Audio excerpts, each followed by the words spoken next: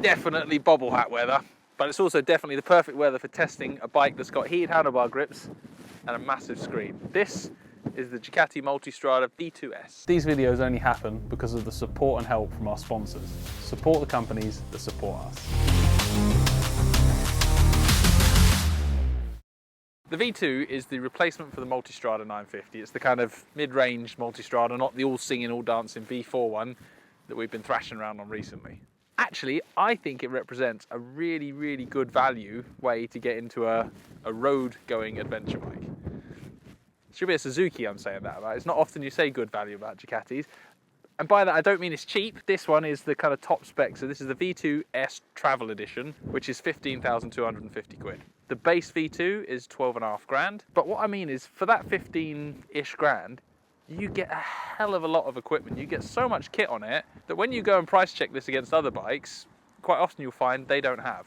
You get LED cornering lights, you get cruise control, heated handlebar grips, panniers, you get Ducati's brilliantly named Skyhook electronic active suspension, you get the full rider mode setup, you get a multimedia system on there, so that means you can connect your phone to it. You also get a centre stand. Sorry, if you saw me distracted there, it's because Ollie the cameraman was doing this, which turns out that's code for centre stand. So now you get heated grips, you get a centre stand, a slightly better TFT, a slightly more sophisticated TFT on the S, and light up switch cubes, so the actual switches light up, which doesn't make any difference right now, but I'm sure at 11 o'clock at night on a cold ride home, I'll be very grateful for a light up heated grip button. You get a lot of kit on the bike for your 15 grand, and a lot of the time when you look at other manufacturers, they list the base price of the bike pretty low, but then when you want all that kit, it starts nudging up to the 17, 18 grand. Now, as with any bike, we can talk about what it's got, we can talk about what it looks like. What matters is how it rides. Ducati has said this bike is aiming to be a bit more accessible, lower, lighter, easier to get on with than previous Multistrada 950s. The Multi V2 needs to be easy to get on and off, light to handle, easy to ride when the conditions are pants, but at the other end it still needs to have a bit of spice. So we're going to hit this beautiful mountain road, pray for some sunshine and see what it does.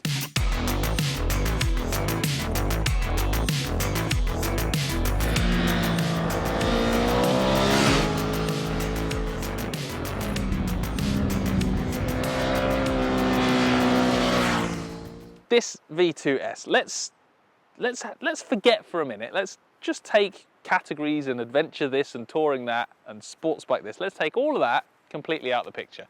What is the V2S for? It is a bloody good road bike for all types of road. Now there are 100% better bikes on a beautiful flowing mountain road.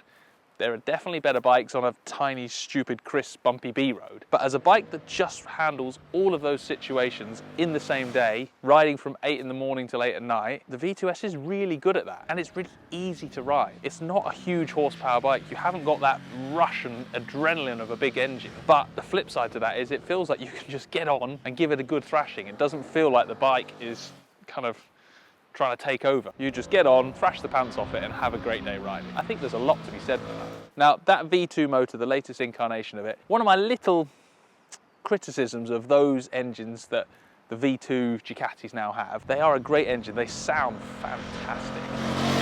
It never quite feels like you're getting what you asked for out of the throttle. And I think the reason for that is Ducati's pushed the V-twin so far to get it through emissions, to get the horsepower out of it to match the competitors, but always get this underlying feeling that I'm not quite getting what I've asked for out of the throttle. The reason being, you know, you've got two massive cylinders there. That's a 950 odd cc, 929 I think they are. That's two 450s bolted to each other. Big, big cylinders. You've got to fill those cylinders with fuel, and we expect these bikes to rev reasonably well, and we expect them not to vibrate our hands to pieces, and we expect them to work in traffic at low speed as well as thrashing around the lanes. That thing has to do a lot in a V-twin concept that naturally wants to be lumpy, torquey and vibratey. So I think Ducati can be forgiven for that, but it's the underlying feeling I always get riding the V2 Ducatis these days. A little bit of disconnect between throttle and engine. Not unpredictable, not dangerous, just, yeah, not quite what I've asked for. Does that stop me enjoying the bike? Absolutely not, because every time you do open the throttle, what a sound. It is a really, really addictive engine note, exactly as I found on the Super Sport Ducati I rode last year. Other things that you'll notice about the Multi V2s, you've only got to look at it. It has got a really socketed riding position, by which I mean you plonk yourself in and you sort of slot into the middle of the bike. The tank comes up, the seat comes up behind you, you kind of sit in it. It's a really Ducati thing. They do it on the V4 Multistrada as well. I actually quite liked it. I found it really comfortable. Not much space to move around when your bum gets numb, but for blasting through some back lanes, I found it a really secure, easy riding position. The Ducati Multistrada V2s is a really good all-round road bike. There's not one element of it that jumps out and screams, look at me, I'm amazing, I'm exciting. Everything on the bike works well together and makes for a really enjoyable long-distance road bike. If that's what you're into, especially if you like the looks as much as I do, then go and get a test ride on one. I promise you'll love it.